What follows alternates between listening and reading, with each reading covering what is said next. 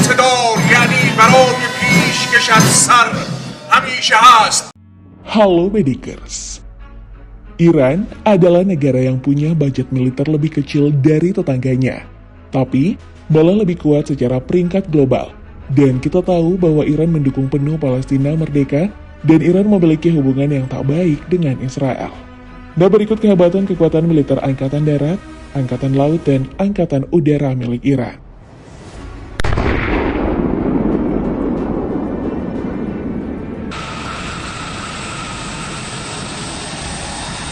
Di peringkat kekuatan militer secara global, Iran berada di peringkat 17 mengungguli Arab Saudi yang berada di peringkat ke-22. Nah, menariknya, hal terbalik malah terlihat dari sisi finansial kedua negara, di mana Arab Saudi mengeluarkan lebih banyak uang dari data yang didapatkan. Iran ternyata cuma menggelontorkan dana sebanyak 5,5 miliar US dollar atau setara 84,6 triliun rupiah. Sedangkan Arab Saudi merogoh kocek mencapai 46 miliar US dollar atau 707 triliun rupiah. Dan secara pendanaan, Iran sebenarnya bisa memasok anggaran yang lebih besar. Hal ini disebabkan anggaran tadi cuma 1,5% dari total GDP dari Iran yang mencapai 359,7 miliar US dollar atau 5,53 kuadriliun. Namun opsi penambahan anggaran untuk Iran sepertinya tak disebutkan, sebab Iran tidak memfokuskan diri pada pengadaan alutsista yang terbukti banyak memakan beban biaya. Pengadaan alutsista di Iran dianggap lemah karena dua hal.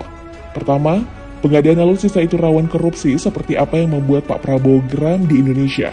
Kedua, Iran punya fasilitasnya sendiri untuk membuat dan mengembangkan alutsista yang terbukti efektif serta tak kalah canggih ketimbang negara lain.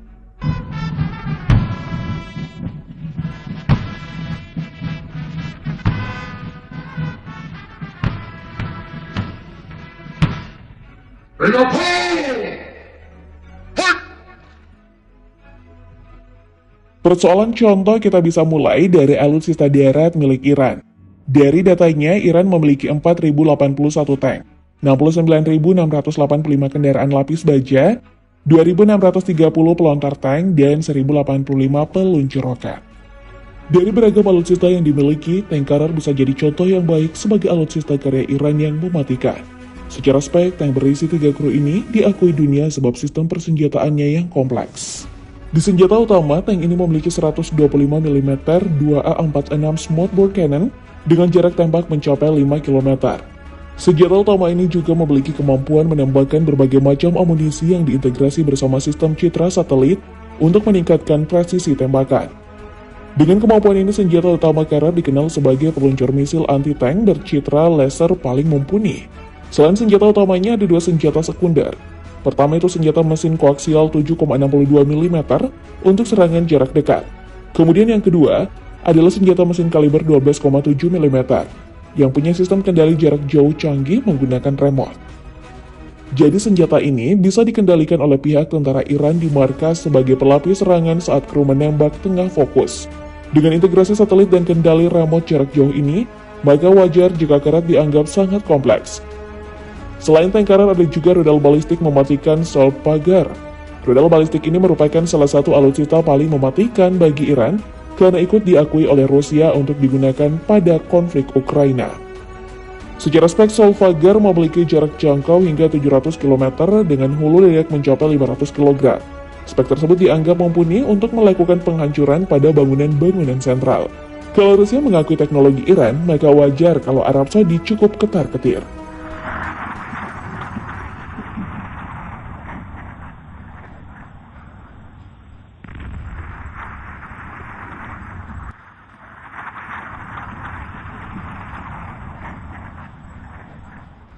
Dari alutsista darat kita pindah ke alutsista udara milik Iran. Di atas kertas, Iran tergolong negara yang mewah dalam bagian ini karena memiliki 760 jet tempur, 196 pesawat tempur bantu, dan 138 helikopter. Secara pengembangan alutsista, Iran di bagian sini merupakan tuan tanah kalau menyinggung persoalan drone. Bagaimana tidak? Iran dianggap sebagai negara yang paling maju untuk pembuatan alutsista tak berawak tersebut, yang bahkan terus diakui oleh Rusia.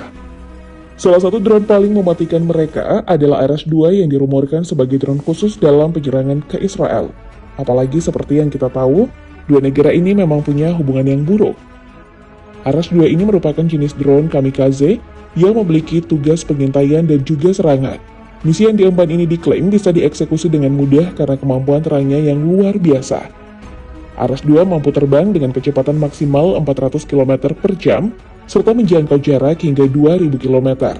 Selain itu, drone ini punya kemampuan terbang selama 2 hari untuk memberi informasi akurat tentang musuh sebelum melakukan ledakan luar biasa dengan hulu ledaknya yang mencapai 260 kg. Gak cukup sampai di situ, karena selain drone, Iran juga mengembangkan jet tempur siluman penuh misteri yaitu The Conqueror F313. Jet tempur ini pertama kali diperkenalkan pada 2017 kemarin dan hingga sekarang belum ada lagi info pasti seputar alutsista tersebut. Dari rumor yang berkembang, F313 katanya mendapatkan perombakan baru dan diubah menjadi jet tempur siluman tak berawak. Kalau ini benar, Iran akan menjadi game changers baru di industri alutsista udara, menyaingi 3 negara terkuat yaitu Amerika, China, dan Rusia.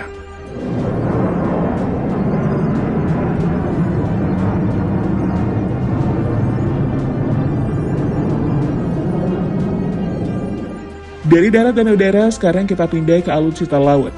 Berada di Timur Tengah yang gersang, Iran merupakan negara dengan kapabilitas alutsista laut yang tergolong sepi.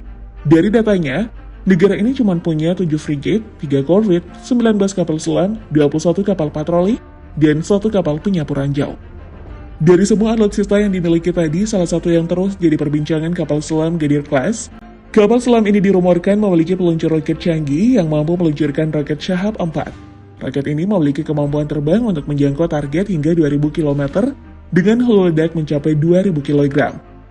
Nah, selain kapal selam ini, Iran juga terus dirumorkan tengah membangun kapal selam bertenaga nuklir untuk menyaingi negara terkuat. Selain memiliki kemampuan dari segi kecanggihan alutsista yang dibuat dalam negeri dengan penuh misteri, Iran juga memiliki jumlah personil yang mumpuni. Dari datanya, negara ini memiliki 1.015.000 personil yang terbagi atas 575.000 personil aktif, 350.000 personil cadangan, dan juga 90.000 paramiliter.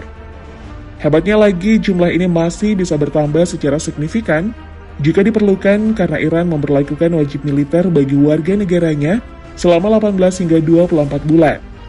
Apalagi jumlah personil Iran tadi cuma 1,2% dari total populasinya yang mencapai 86,7 juta jiwa.